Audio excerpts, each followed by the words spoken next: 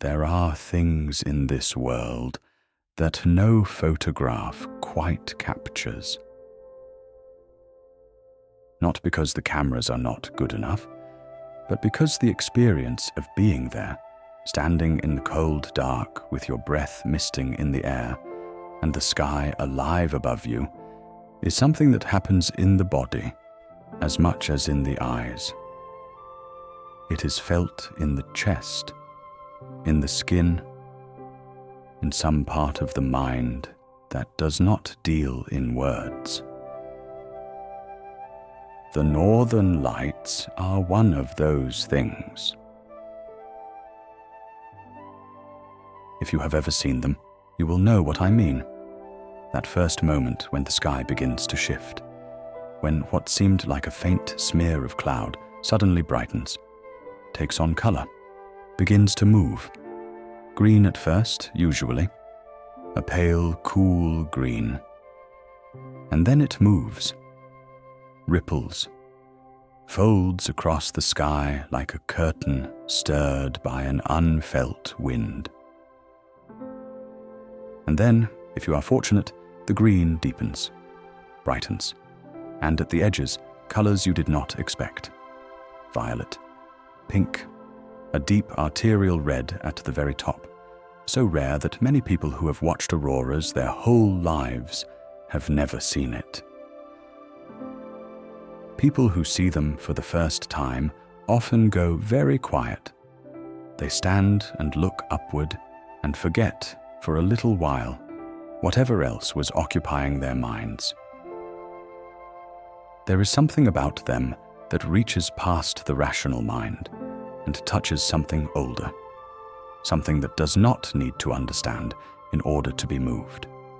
Tonight we are going to explore both sides of that experience, the science and the human experience of encountering it across thousands of years and dozens of cultures.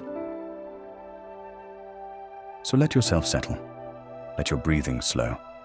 Imagine a clear night sky very far from any city, the cold on your skin, the stars above you impossibly bright, the Milky Way a river of light overhead. And now, on the northern horizon, something beginning to stir. The story of the Northern Lights begins 93 million miles away, at the surface of the sun. The sun is not the calm, steady ball of light it appears to be from our comfortable distance. It is a seething, turbulent plasma with a surface temperature of around 5,500 degrees Celsius and a core temperature of approximately 15 million degrees. And constantly, ceaselessly, the sun breathes out. From its outermost layer, a continuous stream of charged particles flows outward into space in all directions. Electrons and protons, traveling at speeds of between 300 and 900 kilometers per second. This is the solar wind. It reaches Earth in 1 to 3 days, and when it does, it encounters the Earth's magnetic field. Our planet is a giant magnet, generating an invisible protective bubble called the magnetosphere. Without it, the solar wind would gradually strip away our atmosphere, as it has done to Mars. But at the poles, where the magnetic field lines dip down toward the Earth's surface, charged particles can find their way in. They follow the field lines downward into the upper atmosphere, and there they meet the atoms of the gases that make up the air. When a charged particle collides with an atom, the collision excites the electrons, pushing them to a higher energy level. The atom holds more energy than it wants to hold, and then it releases it. The electron falls back to its normal level, and as it does, it releases the excess energy as a photon of light. a single particle of light with a color determined precisely by the energy of the transition. This process happens billions of times per second across a band of atmosphere stretching hundreds of kilometers above the polar regions. And the cumulative effect is the aurora, sheets and curtains and ribbons of light rippling and folding across the sky. A sky full of northern lights is a sky full of atoms singing in color.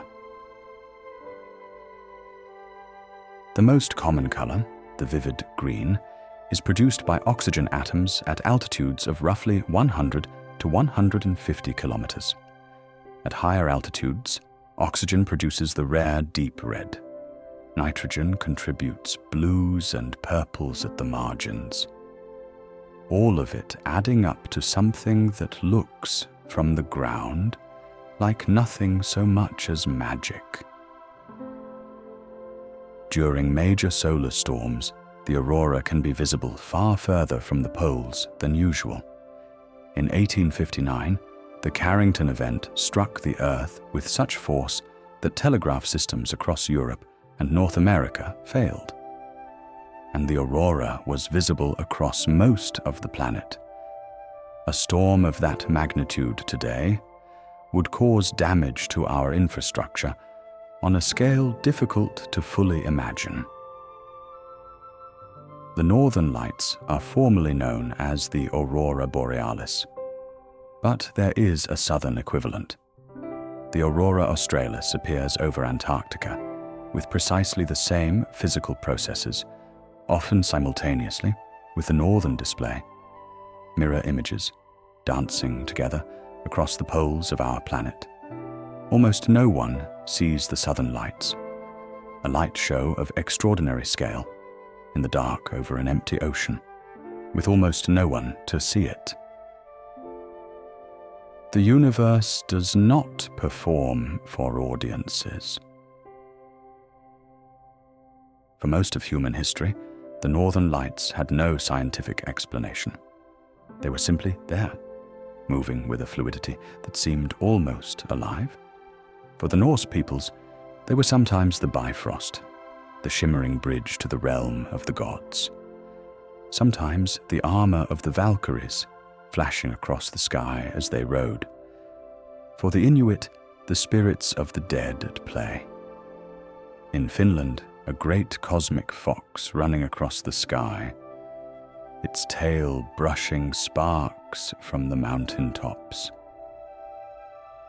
The Finnish word for the northern lights, revontulet, means fox fires, each name a small window into how a particular people made sense of something genuinely astonishing appearing above them in the dark.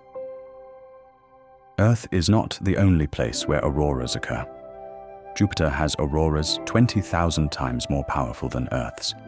Saturn, Uranus, Neptune all have them, even some of Jupiter's moons. And the Hubble Space Telescope has detected aurora signatures around stars, dozens of light years away.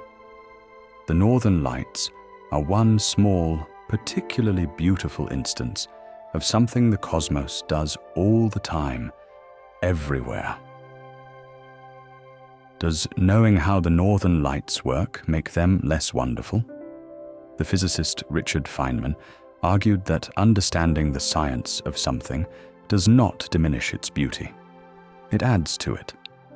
Knowing how the aurora is created does not diminish the experience of standing beneath it in the winter dark. Science does not explain the wonder away. It reveals how deep the wonder goes. Imagine yourself there now, somewhere in the far north, the stars above you extraordinary, and on the northern horizon, the sky beginning to change. A pale green wash, tentative at first, then brighter, more certain. Green deepening to teal, spreading upward in soft folds. And then it moves, ripples and folds across the sky like something breathing, like something alive. You are not cold anymore. Or if you are, you have stopped noticing. You are simply looking up, breathing. Part of this moment in a way you rarely manage to be part of anything. Let your own breathing slow to match the rhythm of the lights. You are safe. You are resting. And somewhere tonight, in the cold dark above the Arctic Circle, the sky is dancing, as it has danced for billions of years, long before there were eyes to see it, long before there were words to describe it. It dances still. Good night.